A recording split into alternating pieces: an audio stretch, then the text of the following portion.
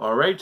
Hello, Chords and Notes Nation. I am Brian, and I am back for another song reaction. And I'm messing around right now with my lighting. I'm going to try and make a better lighting situation. I noticed some of my past videos, the lighting isn't the best, but then again, I'm not in a studio, so it is what it proverbially is. I am going to do a little bit of a different format here, mainly because of copyright concerns. And what I did is I listened to the music off camera, and now I'm going to come back and give you my reaction on camera. And we'll see how this works, see if you guys like it. That would help a lot, is if you are clicking the like icon to let me know which way you prefer. But obviously, I have to be cognizant of the copyright issues, and I also have to make some money for myself too. So whatever balance can be struck to make the best video for you, I will do, but it will be a process. So we'll see how this goes. Anyways, someone had made a comment when I recorded, when I published the full album review of Folklore, Taylor Swift, that they would like to see an in-depth analysis or review reaction to 7 off of Folklore. So I figured this would be a great opportunity to take a song off of that album and really take a look at it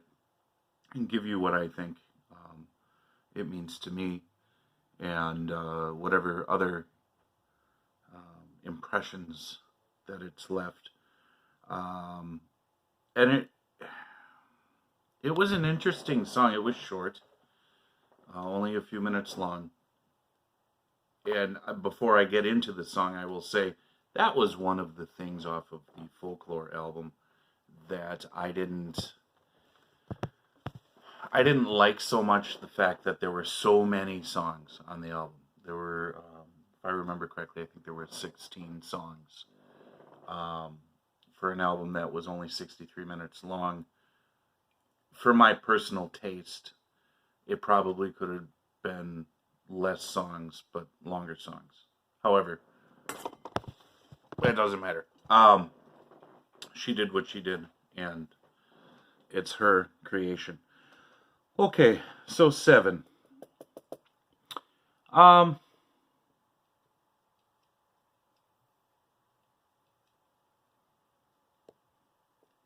This was a really interesting song because it was one of those songs that at first glance, and I did listen to it twice, at first glance or first listen, I took it as just sort of on the surface, a little bit of reminiscing about a friend, I'm assuming, from her youth. And a lot of the lyrics supported this idea that it was a friendship from her youth. Hit my peak at 7, so automatically I took that as 7 years old. Swinging in the trees, adults usually don't do that. Let's see, cross your heart, that's something that kids say a lot. Cross your heart,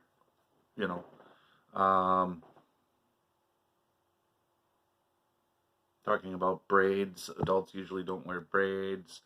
Love you to the moon and Saturn. Okay, those are certain things that children will say to each other, to the moon and back, or to the moon and Saturn in this case. Talking about maybe your house is haunted because your dad's so mad all the time. That would be sort of a child would maybe think along those lines. Can we be pirates? Those are some of the. Here's more too. The bridge where she's singing about picture me in the weeds before I learned civility. I used to scream ferociously anytime I wanted. Um, Kids very much, when they're young, they act upon their emotions. Well, adults do too these days, far too much. But in the context of what I'm trying to frame here, um, that would be more of like childish behavior. Um, what else do we have? Pack your dolls and sweater. We're gonna move to India forever. So this idea of running off with your friend and to some faraway place and forever. All very, very youthful dreams and thoughts. So most definitely, it really is rooted um, in a memory that she's had of someone. We never find out who it is. That was one of the big questions well, who is this? Who are you singing about? Um, and there's different possibilities. Obviously, the first candidate is just some friend that she had in her youth. She could also be singing about herself, sort of in a reflective, third person kind of way. That definitely is a possibility as well. Um, and musically, it was relaxing. The music, the instruments behind her voice, uh, were obviously setting the background, because this almost came off a little bit like a story, in a sense, because of the way she wrote it, and the the instruments. I'm trying to collect my thoughts here. The instruments just set a really nice backdrop. Uh, they didn't scream for the attention in the song. It really all was very, very peaceful and relaxing. Nothing extraordinary about it. The lyrics themselves are extremely accessible. Sometimes you get into songs where someone has written about personal experiences or events or concepts or thoughts that you really have to be of a certain mindset to understand. Here, this was pretty accessible, I think, to just about everyone, um, as far as how she wrote and the way she wrote and the way she sang it. Very peaceful. Her voice was very calming. Um, when she went from the verse into the chorus, there was a little bit of a different cadence to how she was singing, which was nice. It kind of changed it up a little bit. There were a lot of subtleties, I guess, in the song that made it different but kept it simple. So, that being said, the biggest thing that I wrote down here, the question that I had was, well, what's happening behind the scenes in this person's life that she's singing about? Keeping in mind, I don't know who she's singing about, herself or a friend. Um, and I did go into a little bit of research, and it sounds like it is about one of her childhood friends. And clearly in the lyrics, something's going on at home.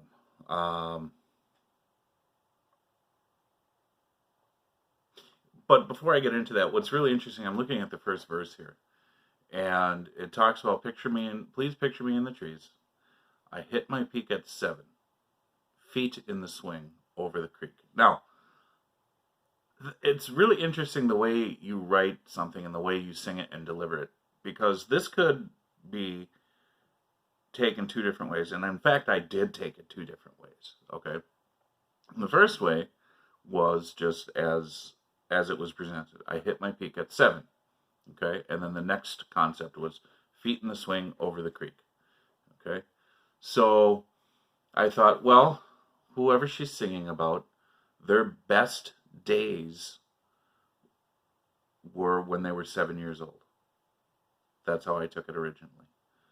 And then, of course, that when you link that up with what she's saying later in the song about house being haunted, dad being mad, obviously there's troubles at home and that would definitely line up that, you know, maybe things went bad after 7 years old.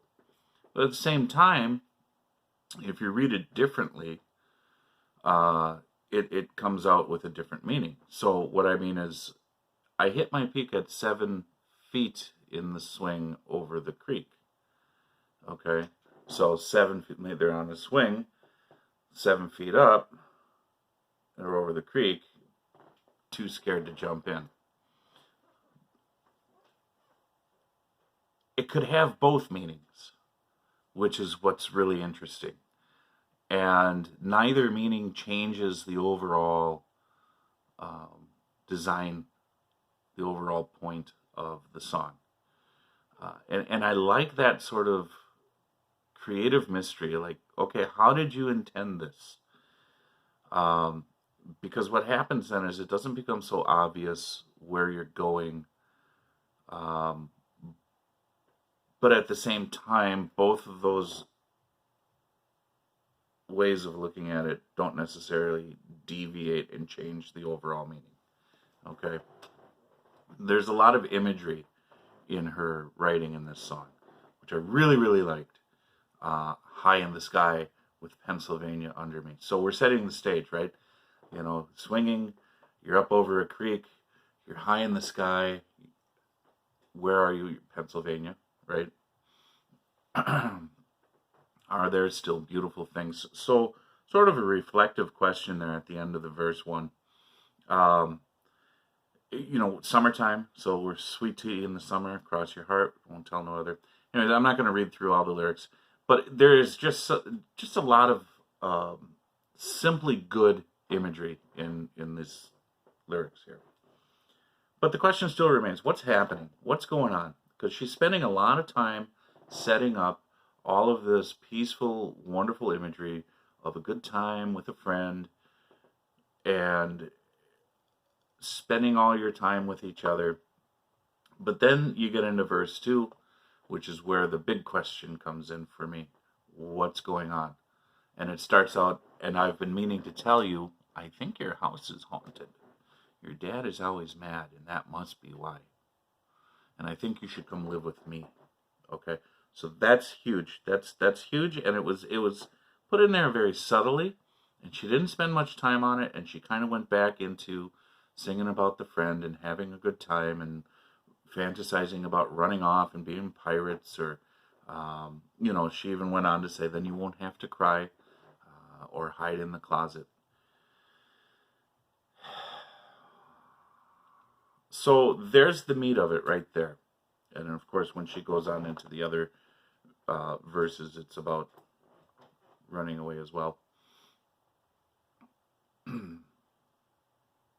So she didn't understand what was going on at home in her friend's life.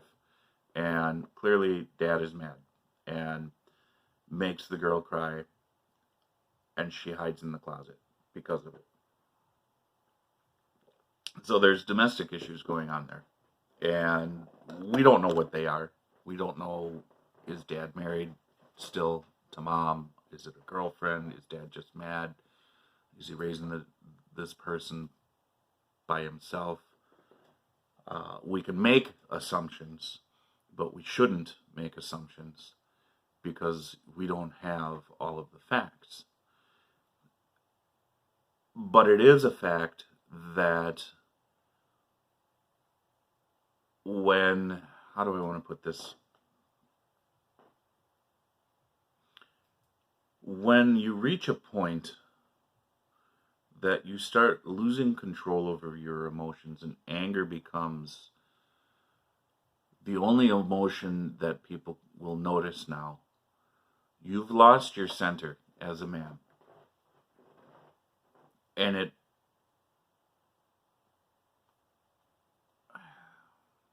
has a way of acting like poison. Because not only does it affect you, it affects those around you. And now we see, you know, even Taylor in this song was singing about how it's affecting how she views her friend's life. So it's kind of like this ripple effect. It goes out and out and out and out and out. And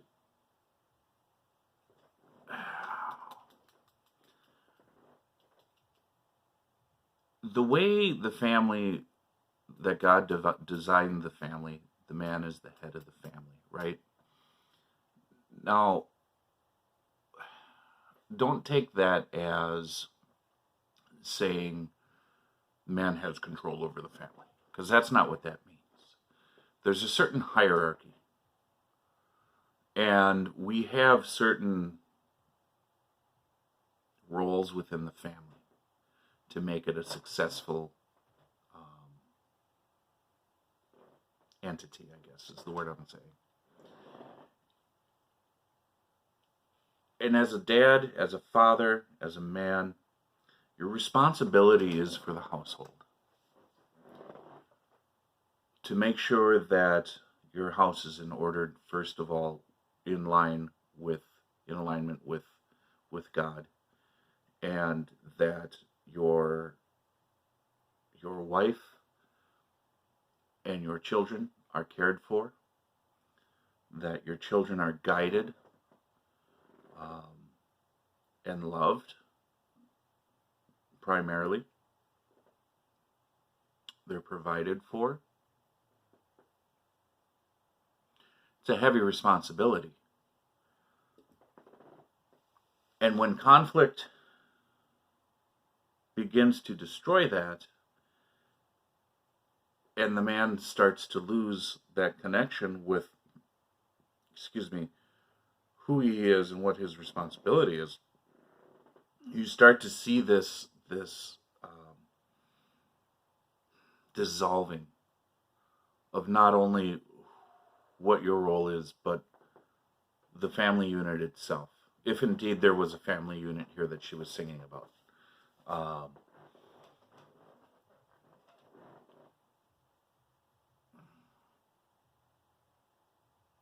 I've experienced things in my life very similar to this, as you guys know, that I've gone through a divorce recently, and things began to be toxic at a certain point, which is when it was decided that the best route here, since things were not going to be resolved, is to dissolve, but in cooperation, which is what we did. So it was rather amicable, but it was still tumultuous, and ultimately making sure that the children are as best loved and guided and taken care of during that process as you possibly can. It's always going to be a bit of a crazy time, and it's not going to be ideal. Period. It's not going to be ideal, but it can be done peaceably as possible. Much more peaceably than living in conflict. So when it takes on a different meaning. I understand where she's coming from, and she's looking at it through the eyes of a child, trying to figure out, well, what's going on in my friend's house and what can I do to help. And so, it's very interesting how she writes this, because it's just so innocent, yet it's so full of meaning. And I didn't expect that. I don't expect that. But the more I learn about how she writes, it's quite interesting the way she approaches it, these subjects. I don't think there's going to be a whole lot more here for me to say. Again, music is a subjective listening. Music listening is a subjective experience. So you are going to get out of it what you get out of it. I'm going to get out of it what I get out of it, subject to our own personal experiences in life and our own thoughts and the way that we are hardwired. And one more thing that I do want to say about this is, it is really important for everybody to have good friends that you can rely upon and use as a sounding board. It's it's wonderful to have a relationship with Christ, and that is all you should ever need. However, we are social creatures. We were created that way, and we do need, I guess the word is fellowship with one another. And I think we all know that going to others and just kind of talking things out, there's something therapeutic about that. There always will be. So, all right, be well, stay well, God bless you, Joshua 1:9. That's all I have for you for this one. Let me know your thoughts, and I will talk to you in the next video.